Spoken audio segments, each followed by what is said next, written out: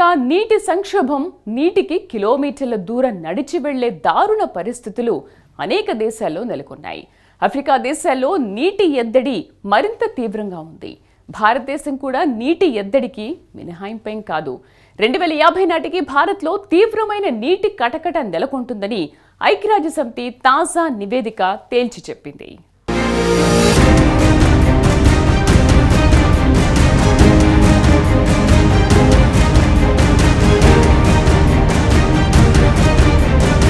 మనిషి బతకడానికి ఆహారం ఎంత అవసరమో నీరు కూడా అంతే అవసరం. నీటి ఎద్దడికి దాదాపుగా ఏ దేశమూ మినహాయింపు కాదు. అయితే నీటి సంక్షోభాన్ని ఎదుర్కొంటున్న జాబితాలో ఆఫ్రికా దేశాలు ముందున్నాయి. ఆఫ్రికాలోని అనేక దేశాల్లో ఇప్పటికీ మంచినీరు ప్రజలకు అందడం లేదు. అభివృద్ధిలో వెనుకబడ్డ దేశాల్లో నీటి కొరత తీవ్రంగా ఉందని లెక్కలు చెబుతున్నాయి.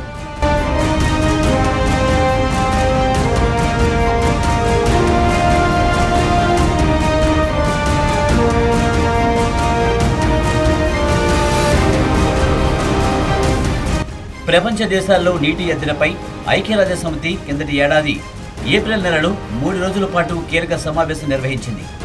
నీటి ఎద్దడిని నివారించడానికి అంతర్జాతీయ స్థాయిలో బలమైన యంత్రాంగాన్ని రూపొందించవలసిన అవసరం ఉందన్నారు నీటి రంగ నిపుణులు. ప్రపంచంలోని ప్రజలందరికీ 2023 నాటికల్లా సురక్షిత తాగునీరు అందించాలని ఐక్యరాజ్యసమితి గతంలోనే లక్ష్యంగా పెట్టుకుంది. అయితే ఆ లక్ష్యానికి ప్రస్తుతం అనేక దేశాలు చాలా దూరంలో ఉన్నాయి.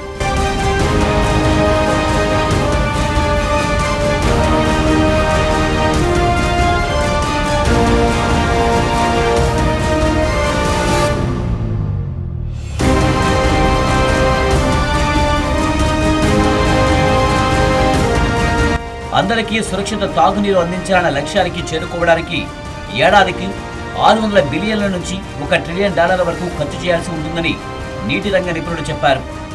అభివృద్ధి పేరుతో పర్యావరణానికి తూట్లు పడవడం, రకరకాల కాలుష్యాలతో పాటు గ్లోబల్ వార్మింగ్ ఇవన్నీ నీటి ఎద్దడికి ప్రధాన కారణాలని United Nations World Water Development తాజా నివేదిక తెగేసి చెప్పింది.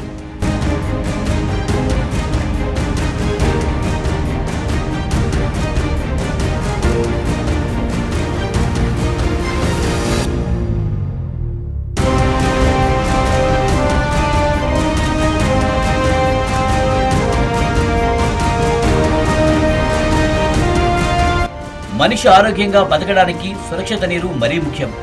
సురక్షిత నీరు అందకపోతే మనుషులు రోగాల పాలవుతారు, ప్రాణాలు పొడిగట్టిపోతాయి.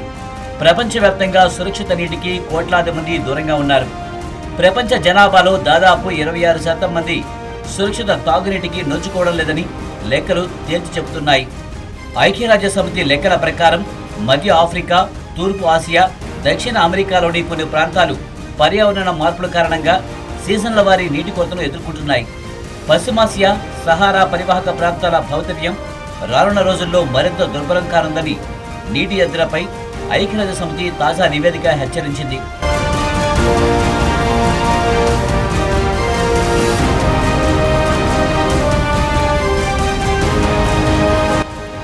ప్రపంచవ్యాప్తంగా నీటి ఎద్దడి ఇంత తీవ్రంగా ఉన్న ఐక్యరాజ్యసమితి దీనిని ఒక తీవ్రమైన అంశంగా పరిగణించలేదు.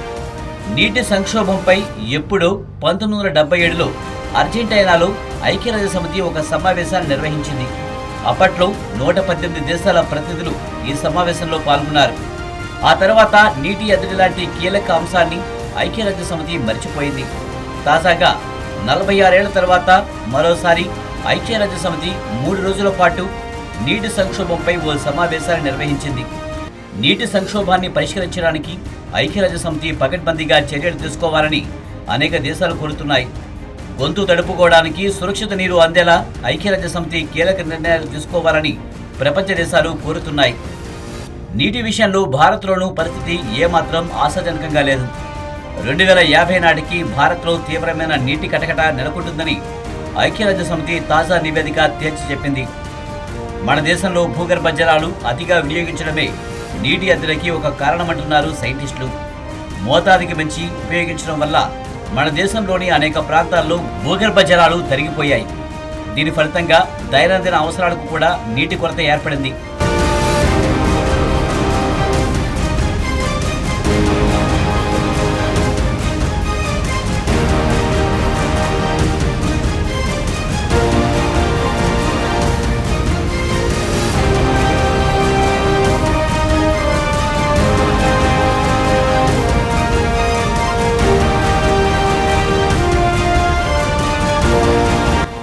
గత 2 దశాబ్దాలలో దేశవ్యాప్తంగా దాదాపు 300 జిల్లాల్లో భూగర్భ జలాలు నిల్వలు 4 మీటర్లు తగ్గినట్లు నివేదికలు వెల్లడిస్తున్నాయి.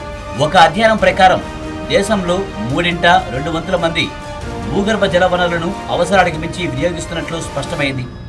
భూమిలోకి నీరు ఇంకిపోవడం ఒక సహజ ప్రక్రియ. భూమిలోకి ఎంత ఎక్కువ నీరు ఇంకితే అంత ఎక్కువ భూగర్భ జలాలు నిల్వలు ఉంటాయి. అయితే నేలతల్లిలోకి ఇంకే నీరు కాలక్రమంలో తగ్గిపోయింది. దీంతో భూగర్భ జలాల మట్టాలు ఏడాదికేడాది తగ్గనున్నాయి. పాతాళంలో కాసిన నీళ్లు ఉన్నా వాటిని కూడా ఎడాపెడా బోరు వేసి తోడేస్తున్నాం. ఒకవైపు నీటి ఎద్దడి ఉంటే మరోవైపు ఉన్న నీటిని అవసరానికి మించి ఎడాపెడా వాడేస్తున్నాం.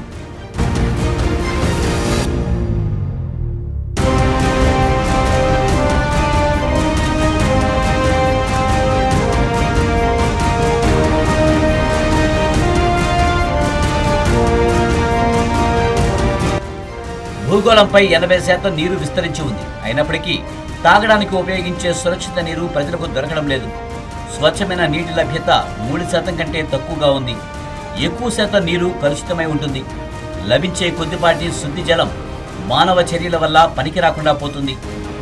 ఇదిలా ఉంటే ఇళ్ల నుంచి వచ్చే వ్యర్థాలు, చెత్తాచెదారం, పరిశ్రమల నుంచి వచ్చే విషతుల్య రసాయనాలు నదులలో కలుస్తున్నాయి. ప్రభుత్వాల నిర్లక్ష్య వైఖరి కారణంగా నదులు కాలుష్యానికి గురవుతున్నాయి. అంతిమంగా దేశంలోని మెజారిటీ నదులు ఇవాళ పెద్ద మురికి కాలువలుగా మారిపోయాయి. ప్రజలకు సురక్షిత నీరు అందించాలంటే ముందుగా నదులను కాపాడుకోవాలి.